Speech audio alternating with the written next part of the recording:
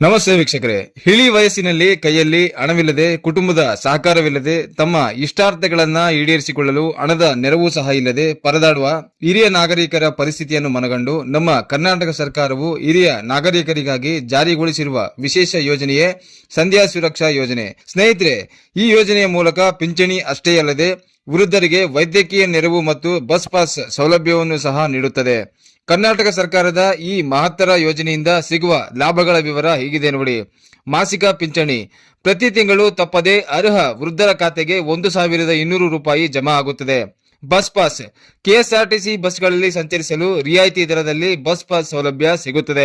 ವೈದ್ಯಕೀಯ ಚಿಕಿತ್ಸೆ ಸರ್ಕಾರಿ ಮತ್ತು ಎನ್ಜಿಒ ಆಸ್ಪತ್ರೆಗಳಲ್ಲಿ ಉಚಿತ ವೈದ್ಯಕೀಯ ಚಿಕಿತ್ಸೆ ಸಿಗುತ್ತದೆ.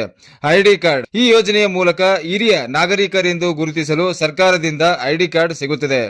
ಇನ್ನು ಈ ಯೋಜನೆಯ ಸೌಲಭ್ಯ ಪಡೆಯಲು ಇರಬೇಕಾದ ಅರ್ಹತಾ ಮಾನದಂಡಗಳ ವಿವರ ಇಲ್ಲಿದೆ ನೋಡಿ.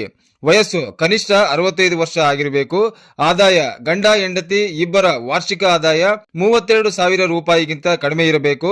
ಬ್ಯಾಂಕ್ ಬ್ಯಾಲೆನ್ಸ್ ಬ್ಯಾಂಕ್ ಖಾತೆಯಲ್ಲಿನ ಠೇವಣಿ ಮೊತ್ತ 10,000 ರೂಪಾಯಿ ಮೀರಿರಬಾರದು.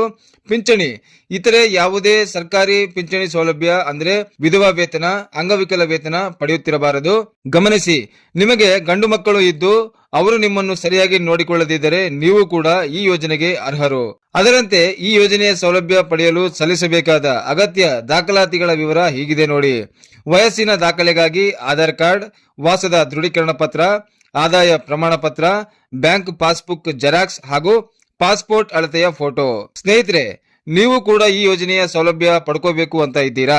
ಹಾಗಿದ್ರೆ ಕೂಡಲೇ ನಿಮ್ಮ ಹತ್ತಿರದ ನಾಡ ಕಚೇರಿಗೆ ಭೇಟಿ ನೀಡಿ ಅಥವಾ ಸರ್ಕಾರದ ಅಧಿಕೃತ ವೆಬ್ಸೈಟ್ಗೆ ಭೇಟಿ ನೀಡಿ ಅಂತ ಹೇಳ್ತಾ ಈ ವಿಡಿಯೋ ಮುಗಿಸ್ತಾ ಇದ್ದೀನಿ. ಈ ಮಾಹಿತಿ ನಿಮಗೆ ಇಷ್ಟವಾದಲ್ಲಿ ಒಂದು ಲೈಕ್ ಅನ್ನ ಕೊಡಿ.